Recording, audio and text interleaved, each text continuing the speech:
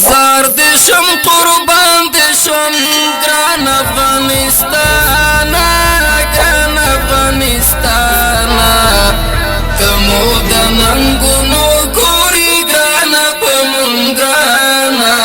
السلام علیکم ګرانو کتونکو، ستړي مشي په دې هیله چې جوړ او روغ بیاست. حمزه خپلواکي مو تاسو د خپلواک تلویزیون ګوري. امریکایي ځواکونو پر طالبانو 2 هوایي بریدونه ترسره کړي. امریکایي ځواکونو نن د جمعې په ورځ اعلان کړی چې په طالبانو 2 هوایي بریدونه ترسره کړي دي. په افغانستان کې د امریکایي ځواکونو ویان سني لیګت وایي امریکایي ځواکونو د اختر له اوربند وروسته په لومړي ځل پر طالب جنګیالیو 2 هوایي بریدونه کړي. د نوموړي په خبره یو برید په فراه او بل کندهار ولایت کې هغه مهال ترسره شوی چې په خبره طالبانو د دولتي عسکرو په پوستو بریدونه ترسره کول.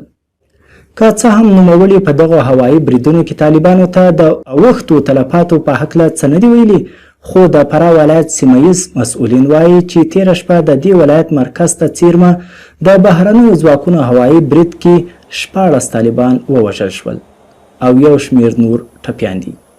په ورته وخت کې افغان حکومت تر دې وړاندې ویلي و چې د اختریز اوربند له 3 ورځې پوره کېدو وروسته طالبانو سره نا اعلان شوی اوربند ساتلی دی. امریکایي ځواکونو په داسې مهال د طالبانو پر ضد د هوایي بریدونو د پیل خبره کوي چې د افغانستان د ملي امنیت شورا ویان جاوید فیصل تېره اونۍ له طالبانو سره د اختریز اوربند وروسته د تاوتریخوالي د کمښت د دوام خبره کړې وه. د دې ترڅنګ ولسمشر غني هم وړمه ورځ سردار داود خان روغتون کې د وزیر اکبر خان جامع جماعت خطیب مولوي محمد ایاز نیازي د جسد لیدلو پر مهال طالبانو څخه غوښتنه کړې چې اختریز اوربند ته دوام ورکړي ترڅو بین الافغاني مذاکرات پیل شي.